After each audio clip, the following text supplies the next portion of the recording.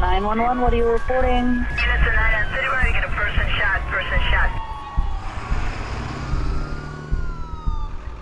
Most of us think we understand what happens when you shoot somebody. And I had no idea until I started working here, the devastation that is wrought by such a small piece of metal. And I've seen the smallest caliber bullet destroy flesh and bone and dreams.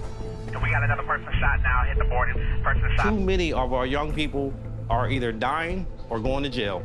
Bamboo nightclub, group shooting guns, 200 false alerts for Society, whole society is under this delusion that it's okay for 33,000 innocent citizens to die for absolutely no reason. I've seen assassinations, and I've seen mass shootings and dead children. But it's the mass shootings, which are terrible, don't get me wrong, but it's those mass shootings that really do get all of the attention. And I think the rub for the trauma surgeon in a large city is that this is what we're seeing all the time. And where is that outrage? This is a public health crisis.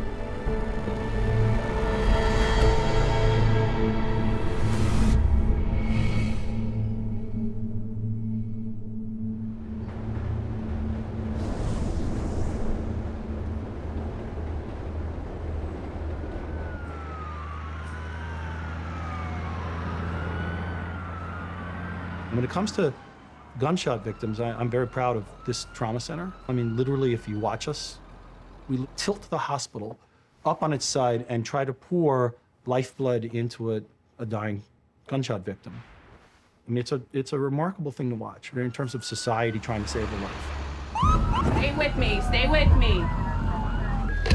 Jacoby Medical Center Emergency Department, go ahead. This is Empress EMS. I got a 34-year-old male, multiple GSWs, 90 over help, respirations at 35. ETA is 4 minutes out.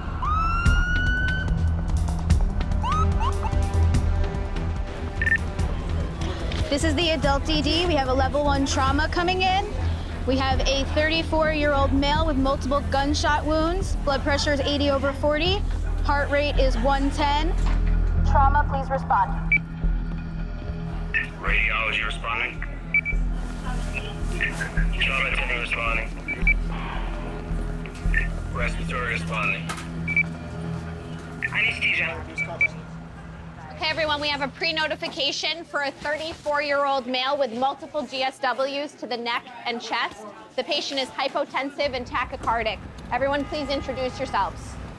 Mike, survey resident. Tar and blood runner and C-spine. Right side of the chest. I'm Heidi, primary nurse. Naomi, trauma team leader. I'm Brenda. Everyone knows their assigned roles, and we have a plan for what we're gonna do. We'll notify the operating room if we have to go upstairs. Patient's hypotensive. Can you get the Belmont ready to transfuse 2 units? Let's hear our vital signs. Check our And a breath inside. sound. We have vitals 80 over 40, heart rate of 110. Mike, give us a breath sound. I'm just panting. Mike, you going with sucks? Okay. Breath sounds on the left side. I have no sounds on the right. Naomi, what am I looking at? Our chest x-ray shows that the patient has the resolution of the pneumothorax on the right side. Now. So, we got a bullet? We don't see a bullet. Chop, chop. Go, go. Let's go. Let's get ready to log roll the patient again. What's the status of the operating? From the trauma surgeon's perspective, bullets were all about real estate. Location, location, location. Our pelvic x-ray shows that we have a projectile in the left pelvis. That means that our... This is Teperman. We're heading up for a neck exploration and immediately exploratory laparotomy. Let's make sure that Patient's all of our lines hypotensive, are prepare anesthesia. We're coming up on it. I want to shoot one more x-ray of the neck before we go to see if there's any further... Negative. Let's go. Okay. Checklist complete. Let's roll. All right. Take them off the vents. Clear the way. One of the reasons why we don't have 50,000 dead or 60,000 dead in America is that we have organized a wonderful trauma system. And we've been honing it for years. All right, everybody, I just want to thank you guys all for participating in today's simulation. It's obviously an ongoing effort to keep on practicing and taking care of these really sick patients. I just want to go over a good proper debrief on exactly what happened in the scenario and how you guys all thought you guys went. Yeah, so thank you. The first layer is you have to have a trauma system, you have to have an EMS system, So things have to be in place in terms of the medicine long before someone takes a bullet. The more of this we do, the better will we be in the real world. Whatever walks into the door, we're all gonna band together and we're all gonna get it done. Golden 3 at this time, ascends on Narco 1204 Goldberg, please. 68 complainant. In 2009, I was working late. It was the evening. And a call came over the radio that we had a 92-year-old woman that had been shot. It was a level 1 activation. She was on the way to our trauma center. And she comes in. She was this really elegant, elderly woman. You know, she was your grandmother. And the story is that she was home in her living room. Gang members were having a fight. And a stray bullet had gone through her living room or bedroom window as she was preparing dinner. So I began the operation. And, you know, as predicted, the bullet had come across the midline and it had injured everything that's important for life. But we tried, and we dumped the hospital into her, blood and people, and we tried. So it's done. You know, her lifeblood is poured out all over the floor and all over me, and her heart stops, and we try to get her back, and I look up at the clock and pronounce her dead.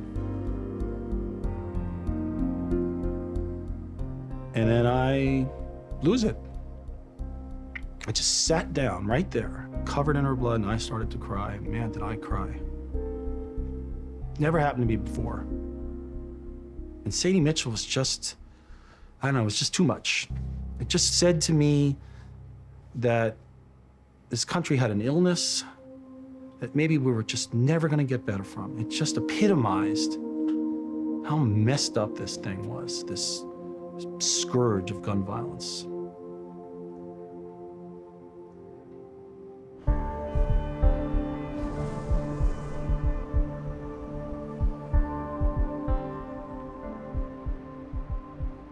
Temple has the dubious distinction of treating the most gunshot victims in the state of Pennsylvania.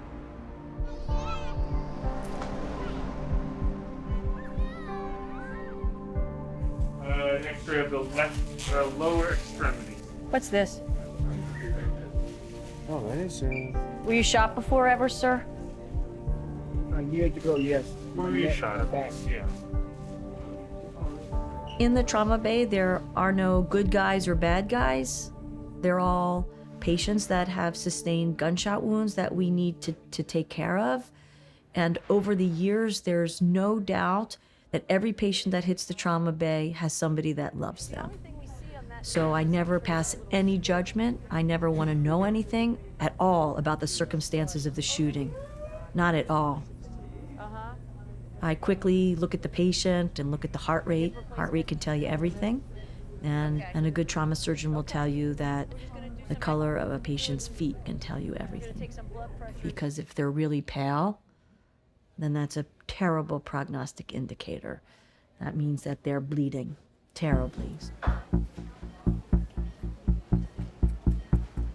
I think one of the biggest misunderstandings in kind of the lay, non-medical population is, did you remove the bullet? You know, really what our jobs are is to fix all the damage that the bullets do. You know, whether it's stop the bleeding, whether it's take out the organs, it's the fixing of those organs. It's not necessarily looking for the bullets and removing them. It's just trying to catch up to what the destruction that the bullets have done. And what we have seen over the years from 1993 to 2019 is that the caliber of the bullet is so much larger, and the kinetic energy and the destruction that these bullets can do are so great. And, you know, patients aren't shot just once or twice or 3 times. You know, they're shot like 10 and 11 and 12 times and more.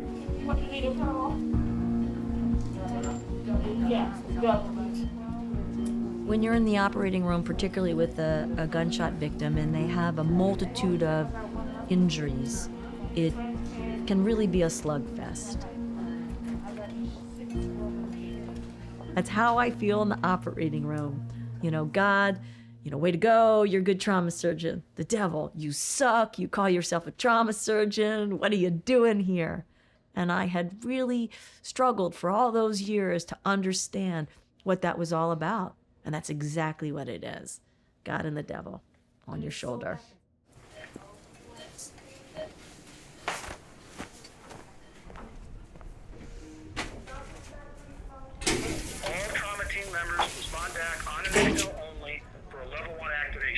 So we just finished the case, but we have another gunshot wound that's coming in.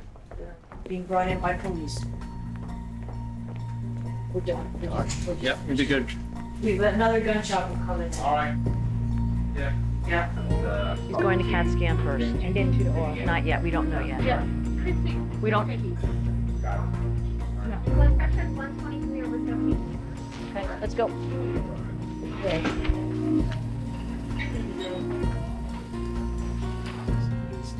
Shot. 2 times in the right chest and once in the right neck, and the BBs are where he's shot. You've got shot. Piece of shrapnel in there. Yeah, and the jugular is okay. Yeah. But yeah, the floor of his mouth doesn't look so. And there's shrapnel extending all the way up to his tongue. Okay. So. See anything lodged in the palate or anything like that? Yeah, I mean, that's what, like these little tiny guys. Yeah, but nothing larger. But nothing larger. I mean, I suspect was it like a buckshot or something? No, it was a big bullet. Oh, it was a big He's a big wound in the right neck. Huh. It's a large caliber. We have one hole. Right. And we're looking for a bullet. I think that's in his tongue. He was shot 2 times in his right thigh, 2 times in his right chest. It looks like both of those injuries were relatively superficial in that we don't think that there was any bones broken in the right thigh or any arteries or veins injured. In the right chest, we don't think that the bullets entered the chest, so we don't think that the lung was injured. He was also shot in the right neck, and the bullet looks like it may have lodged in his tongue. It's always very ironic because we sometimes say that these patients are lucky. I don't know how you could think that a patient that gets shot 1, 2, 3, 4, 5 times with a bullet in his neck, in his tongue is lucky, but that's what we say, that he's lucky. In the moment, it's all about taking care of the patient, and the focus needs to be intense, and you can't be distracted by anything. And then when the moment passes, you need to be distracted by everything, because you can't walk away not feeling that what you've just participated in some way is so wrong. You don't want to be taking care of patients who've suffered gunshot wounds. My name is Scott Charles. I'm the trauma outreach coordinator, and I work with victims of gun violence, and that's essentially all I do. Out of curiosity, do any of you know somebody who's been shot? With a show of hands, how many of you know somebody who's been shot? Do any of you live with somebody who's been shot? Okay. So the reason why Scott and I wanted to create a program like Cradle to Grave was we felt that we needed to do more, like preventing these patients from coming in. We saw it as an education in that who knows better what bullets do to bodies than those that work in a hospital. My job is not to freak you out, but we are going to have a candid conversation about gun violence. Is that cool? And we thought it was our responsibility to do that. If we weren't talking, then the students were seeing what was happening in movies or video games or TV, and that was not real at all. The goal of Cradle to Grave was to really humanize the experience of gun violence, to de-glamorize it in many ways. I want to introduce you to Dr. Amy Goldberg, who is the chair of surgery here. And so she's going to walk us through what she and her colleagues do in this space when she ends up with a gunshot victim.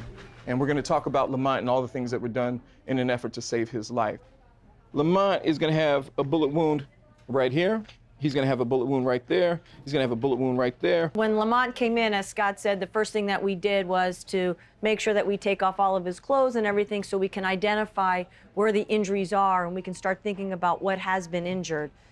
And when we first evaluate him, he's not breathing at all. And the first thing that we needed to do was put a breathing tube in his mouth so that we were able to breathe for him. This issue of gun violence isn't really as much about living or dying as much as it is about suffering.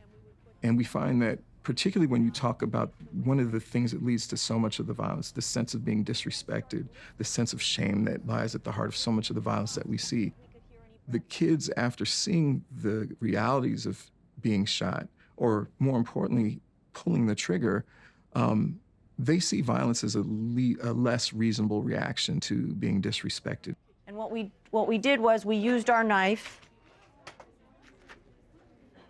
and we made an incision in his left chest where the heart is. Cradle to Grave is not a Scared Straight program. There's, nobody raises their voices. It's just narrating a story that is sad, but it is unfortunately too often a reality of growing up in a city like Philadelphia. Since 2002, approximately 25,000 people have been shot in the city of Philadelphia. The #1 weapon of choice is the 9mm. Somebody was shot every 6.5 hours last year in Philadelphia.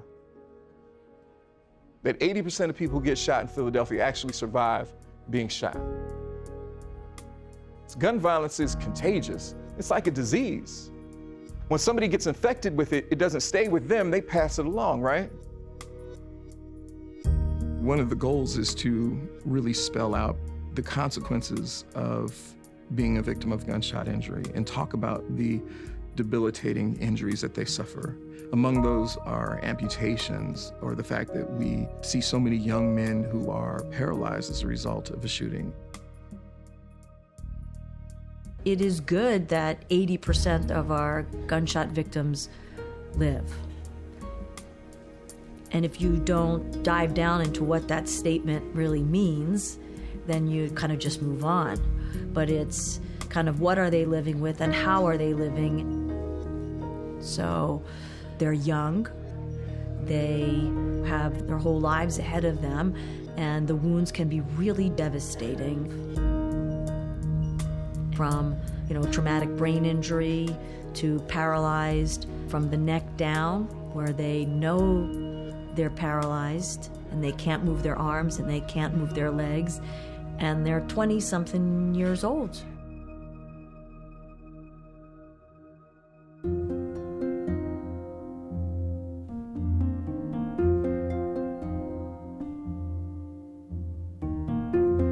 I have a nonprofit in honor of my brother Dante, who was murdered in 2008. And we work with individuals who have been impacted by gun violence. The majority of the people in the support group are individuals who have been shot, so they're gun violence survivors, and they are paralyzed. What up? What's up, Leon? How are you? How has everyone been doing mentally, physically, emotionally? Mo, I know you were struggling a little bit from your operation. How you doing? I couldn't move. Only thing I could do was stay on my back. And I couldn't do weight shifts and stuff like I normally do. So now, that's what people who have been shot and paralyzed go through quite a bit. A lot of them fight harder than they ever fought before. So getting shot was easy, because now trying to find housing, trying to get employment, trying to just do the basic things like driving your car is a challenge. When I'm single, I always have a wheelchair. It's one of those things like it's just always there. For all of us, quite honestly, the last thing we do is to get out of a wheelchair, and the first thing we do when we get up is kind of get into a wheelchair. So it's always a constant in relations to our new lives. But they oftentimes are forgotten about. So that group, that population of people, I always say they lived for a reason and they have a story, and it's our responsibility and our duty to make sure that people hear it. Well, back in August the 3rd of 2013, I was a victim of domestic violence, which the gentleman that I was with had shot me in the back. Yeah, she comes straight home now. And when I got shot, I felt that I had no movement down here, so I knew I was going to be paralyzed. And what saved me was that I had crawled underneath my car because he still was shooting. Only one bullet hit me in the back. First and foremost, it changed the life of my daughter. She was just going inside of high school, and I'm a single parent. So now it's like her whole world changed as well. So there was more stress and just hardship on my mind. My mom's house, she had to make her downstairs area into an apartment condo for me.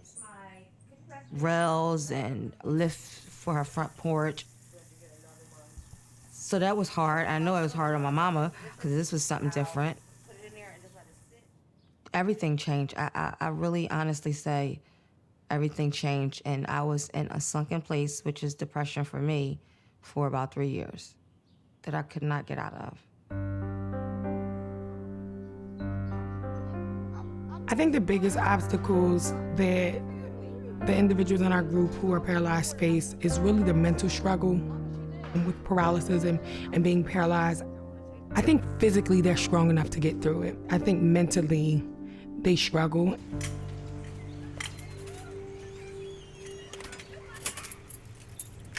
When I was 8 years old, I had just got off a punishment. I was an adventurous child.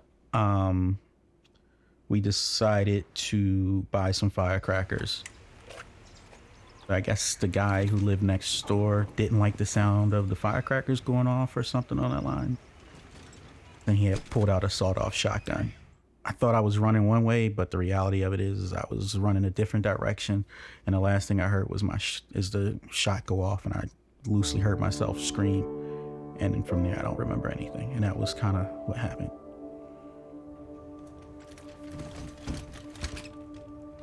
I wasn't supposed to survive because of the amount of damage. Even to this day, I still have some of the buckshot in my body from the shotgun.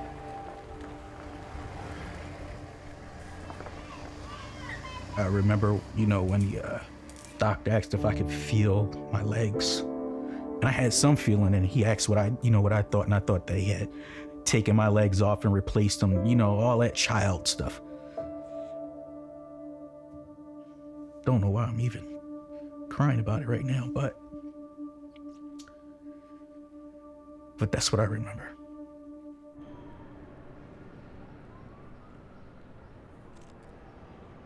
I got into street photography by happenstance, to be honest, which is kind of like one of the easiest things to kind of do. I guess you don't have to rely on anybody, you just go. I thought that if I was really good, no one would care about the wheelchair. But the reality of my situation is that I can't have one without the other. And it's the very thing that has defined my image and what I see and why I see what I see. Let me switch lenses, let me get one more.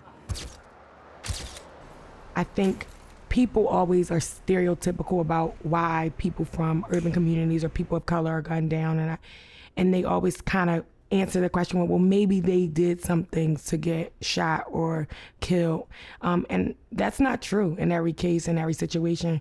I think it's the access to guns, and it's like getting bubble gum.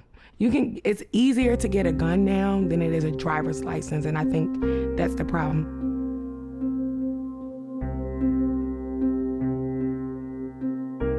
Hardworking single mom, just did everything that I knew I was doing correctly to better myself and my daughter's future, and I got shot.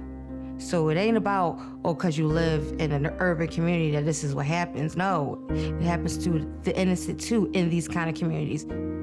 All the time we hear about these things, about people's rights, and it's like, but at what point in time does your idea of what this right is infringes on my right to live? My life has changed because of this, because of how easy it is. I worry I may never be married. I may never have children. These are things that are taken from me, that I've lost. Things happen, and if you're not a responsible gun owner, listen, you shouldn't have one, period. So I think we have to do a better job as society at educating young people, educating our communities on how to handle conflicts so that it doesn't result in a gun.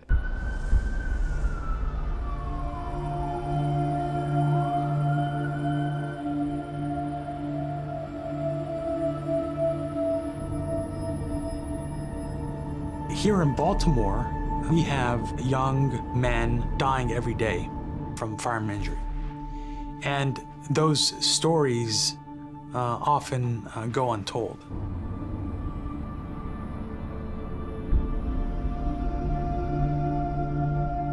Here at Hopkins, 80% of our patients come within a 5-mile radius.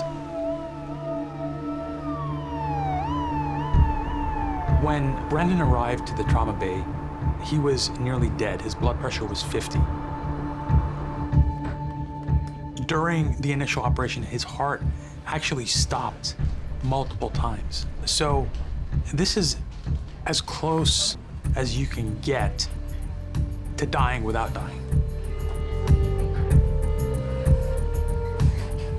One of the things that we had to do was reconstruct his chest, because we had to not just open up his chest, but take down a certain muscle called the diaphragm that helps with breathing in order to get access to some of the very difficult areas he was bleeding in.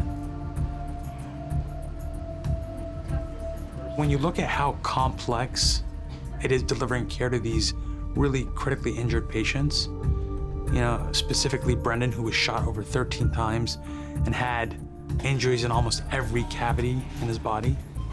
He went to the operating room over 15 times with not just myself, but a multidisciplinary group of surgeons.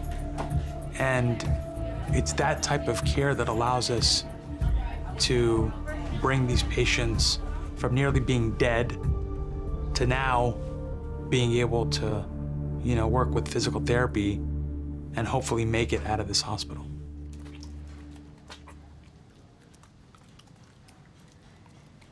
At the age of 17, my life really changed. It's almost like my second birthday, where I went from being a healthy high school student to someone that was nearly killed after being shot in the throat with a .38 caliber bullet. The night I was shot, it was after the first high school football game of the year. After the game, like, you know, typical high school students, we were hanging out. We were actually at a playground that was close to an elementary school. And a fight had broken out that we had nothing to do with. And a guy pulled out a gun and started firing to the crowd. And I remember distinctly that night the flashes of light. Everything kind of went into slow motion. So as I was being transported to the hospital, it was a very kind of surreal experience because I felt like I was watching myself as everything took place. And I couldn't lie flat because I was choking on my own blood because of my injury. That experience profoundly changed who I was as a person.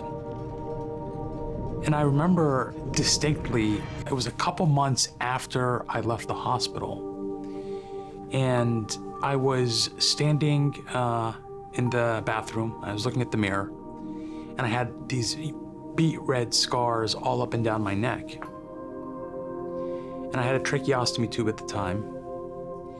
And what I didn't realize is my father was standing in the doorway. And I think he saw the look of devastation in my eyes. And he walked in and he said, "I know what happened to you is horrible, but you really have two options. The first is you feel sorry for yourself.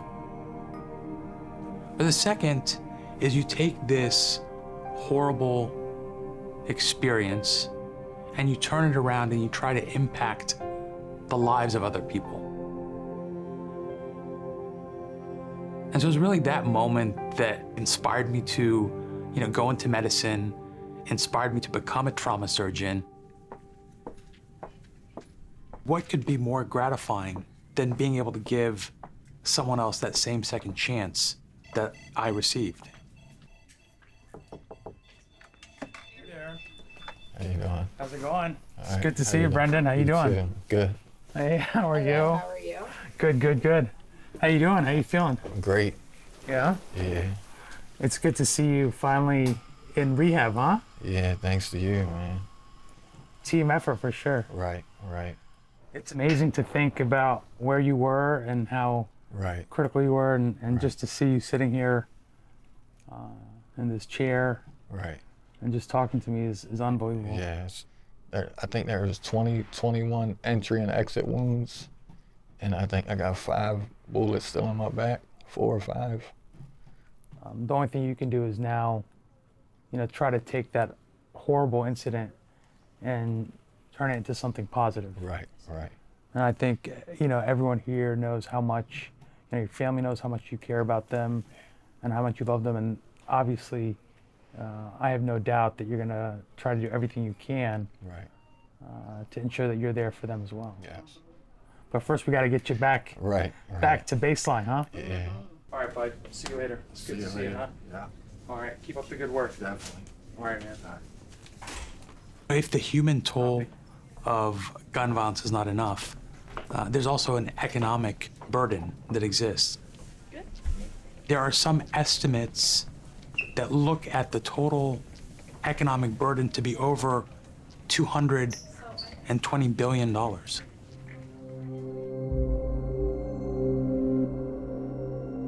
In November of 2018, the NRA came out with a communication that essentially said that doctors have no business being part of the solution of firearm-related injury and death in America. And they essentially used the phrase that we should stay in our lane.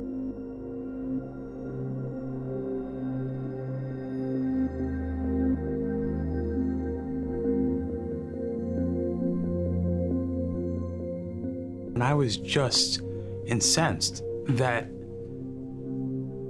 an individual, an organization would think that we as healthcare professionals, the people that are literally on the front lines of caring for these patients day in and day out, have no business in being part of the solution. And so that's why I ended up starting the handle, This Is Our Lane.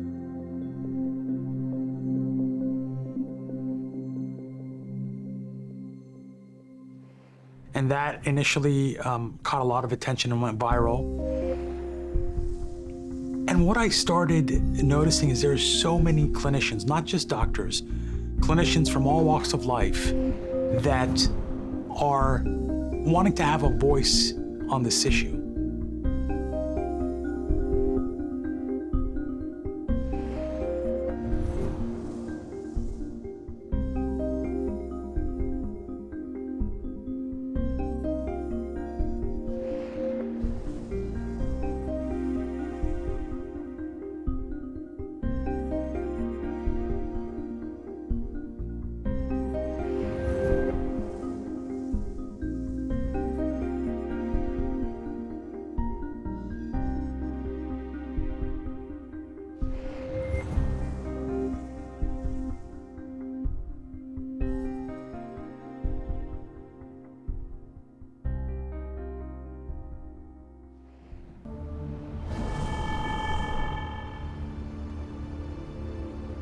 The Bronx is the borough of New York City with the highest rates of people living below the federal poverty line, the highest rates of children living below the federal poverty line, and one of the boroughs in New York City with the highest rates of immigrant population.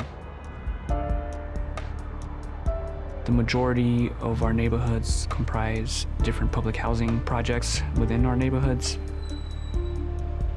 This is probably one of the most diverse communities in Bronx, matter of fact, probably in New York City.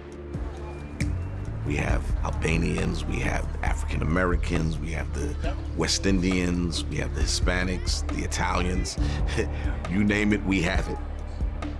Stand Up to Violence is based on the Cure Violence model. We're anti-gun violence. We want to put the common back in unity to make this a stronger community. So this program was to try to provide culturally syntonic, culturally appropriate people to speak to these kids. And of course, I say kids because gun violence is a disease of the young, right? If you look at who I'm taking care of, who me and my colleagues are taking care of here at Jacoby, it's young people. It's squarely in their 20s, by and large. So who's gonna talk to them? Who's gonna have street cred with them? So people that have lived their life and have gotten out. So we had to hire former gang members and former criminals. Well, I was incarcerated at a young age. I grew up in foster care. You know, I had a hard life growing up. Wanted me to give a pep. I did a lot of time.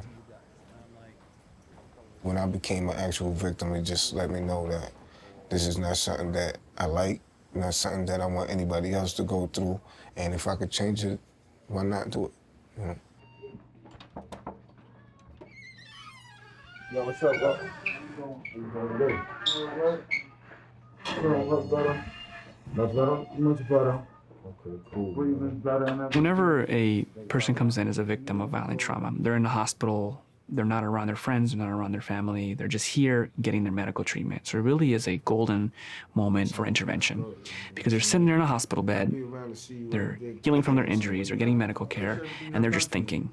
They're thinking about what happened, they're thinking about who did it to them, and they're probably thinking about what they're gonna do to get back to them. That's the whole thing. We do deal with violence like it's a disease. So basically it spreads from the perpetrator to the victim, and then the victim becomes the perpetrator.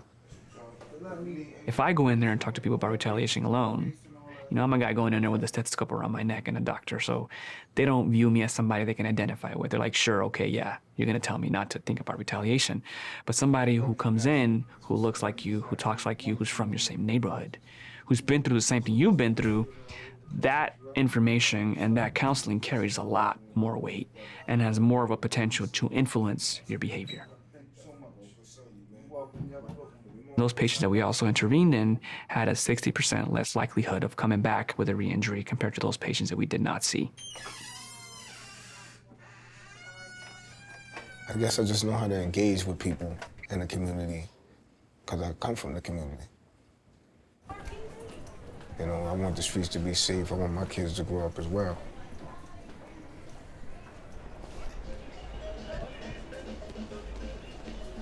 So what we do at SUV is stop the shootings and homicides in the community. The way we do it is by mediations and reaching the highest risk individuals in the community that's most likely to shoot someone or be shot. So what we're doing now is we walk around and canvass the community, get a pulse on what's going on out here, that people know that we're out. Tasha, what's up, boo? I know why you didn't want to see me. All right. Yeah. Chillin'. Hey, Chris. I gotta get that hat. Hi, Ro. Mommy, how you feeling today? You right? Yes. Every time there's a shooting, we're out here making sure there's no retaliation for that shooting, making sure we mediate any beefs that might get out of hand. And it's a tough job. It's a very tough job because these kids have to trust you. This community has to trust you. These parents have to trust you. We work with some of the most hardened criminals in the streets. Any day we go through where somebody didn't shoot somebody, that's a good day.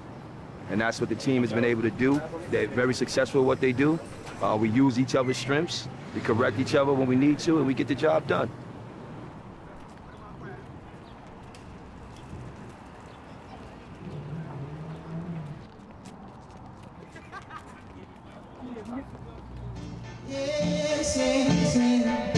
Trials and great tribulation. Say that I grant us awesome tribulation.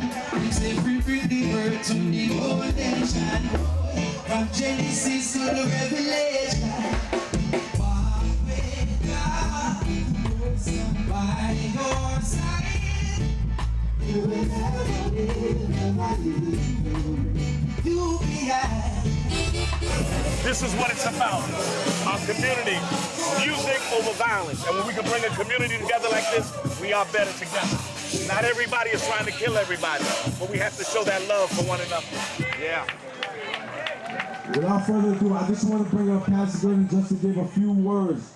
Pastor, let's give it up to Pastor Gooden. Let me just drop this on you in 1 minute. And I know y'all hear preachers say 1 minute, that's like 2 hours, so give me 1 minute. The leading cause of death in our African American community for our young males between the ages of 14 and 25 is gun violence. It's the second leading cause of death in that same age bracket and that demographic of our Hispanic.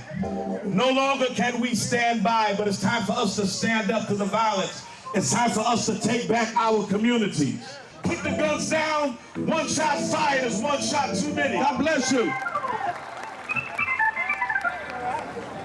Thanks, sir. Likewise. 34 to the Yeah, the 34 that just came over and with shots fired, so Charlie, this was what was over the 34 of our person shot. 20 Charlie for the 6, Freeman and West Farms Road, 22 Charlie.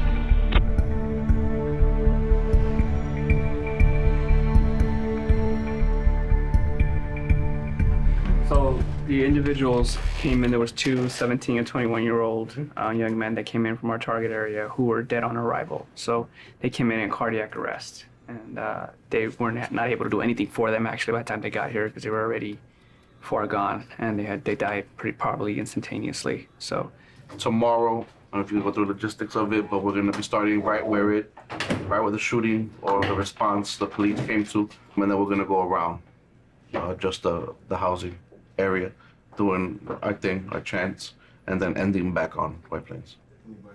we had gone 183 days without a shooting, and we were getting quite proud of ourselves, and you should be, should be, because you guys have been doing a fantastic job. But every once in a while, things like this will happen, and it's no one's fault. It's not, nobody did anything wrong. There was a lot of grieving out there, but just seeing my friends crying and stuff like that, I felt it too. So it is personal for me, and yeah, so we all feeling it. So whenever a shooting happens in one of our target areas, one of the biggest things we do is we do something called a shooting response. And what that is the SUV team goes out to the exact location of where the shooting happened. And this is just really a way to kind of showcase to the community that a shooting happened here, and it's a big deal, and it's not normal. 2 young men were shot and killed in this community right here. And so tonight, we have gathered here as a community to let this community know that we stand with you. Where there is hate tonight, we've come in the spirit of love. Where there is confusion tonight, we come in the spirit of peace. Guns down! Lives up! Guns down! Lives up! We stand in peace! In our streets! We stand in peace! In our streets! As I said, there's no words for a parent that loses a child except pain. So we're praying for this family tonight. We're going to hear from the mother at this time, Shireen. Hello. I'm not going to say too much because my heart is broken. Buddha was the love of my life. He was beautiful. I was honored to be his mother. I can't say too much more because my heart hurts a lot. Thank you all for being here. I love you all. Love you too, Mama. I've been living in this neighborhood for 20 plus years, and every year I see candles from kids being killed, kids, and it hurts. It really, really hurts. And unfortunately, this time, this is my kid. It's no words for that. It's just no parent deserves to bury their child. You know, he's 17 years old. 17. You know, his life is gone. And my heart is broken. That's the only thing I can tell you. My heart is really and truly broken. You know, I helped raise him and his brother. Or now, everybody called him Buddha, which was the nickname that I gave him when he was born. You know, because he was such a chubby little baby. But my love for that boy, it's like I gave birth to him myself. And that's how much I loved him.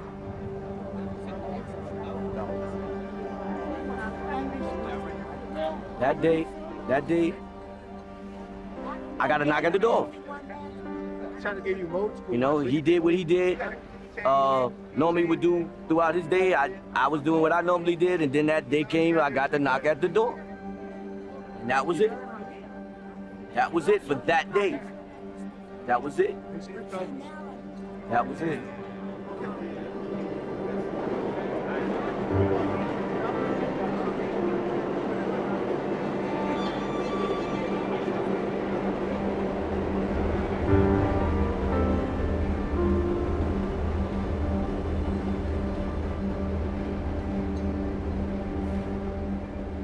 But sometimes a suture and a scalpel is a poor match for the lethality of a bullet.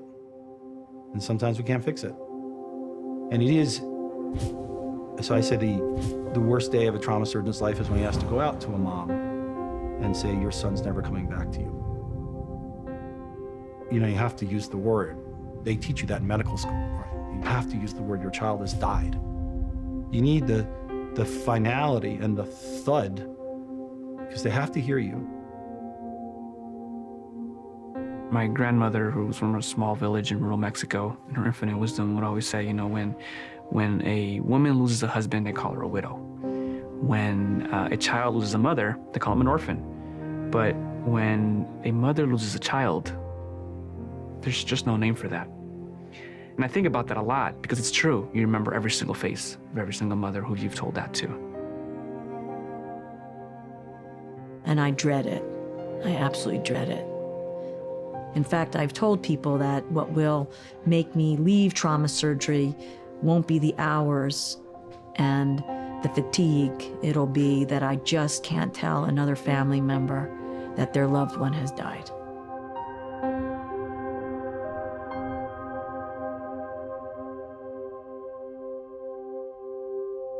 As nurses, we need to create the space to have the difficult conversation about the patient that you took care of yesterday that you weren't able to save. We do have that emotional component about our jobs and how we feel, and did I do well? Should I have done better? And a lot of us struggle with that. At the request of Battalion 3, for the multiple patient shot, 3347 Du Bois Place Southeast. Battalion 3, your 2 additional BLSs were ambulance 13 and ambulance 26. Your 2 ALSs were medic 3, medic 25. At the end of the day, firearms, as we've come to embrace them in this country, are at odds with human life. We're happy to talk about the great aspects of guns. We just are unwilling. Even those who are opposed to guns don't want to hear about what bullets actually do to bodies. And I think it's why we're kind of trapped in this kind of intractable debate right now. When you look at, for example, motor vehicle crashes, fatalities were high in the 60s and 70s. We didn't say, okay, let's get rid of cars. No, we came up with things like seat belts and airbags, and we tried to make roads safer. That's the same type of approach that we have to take with firearm injury and death in America.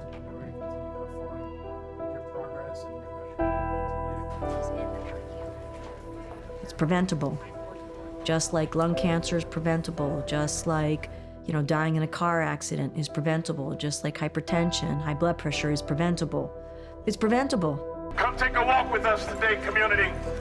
We walk that our little children can walk in peace in the streets. Bullets have no names on them. If you want change to be made, have a voice, speak on it. We want the gun violence to stop in our communities. These are the times that we need for you to speak loud and clear for everybody to hear. It can stop, and it starts with us. I think it's important for hospitals and trauma centers throughout the United States to think about incorporating programs like this that may be a little bit outside the box.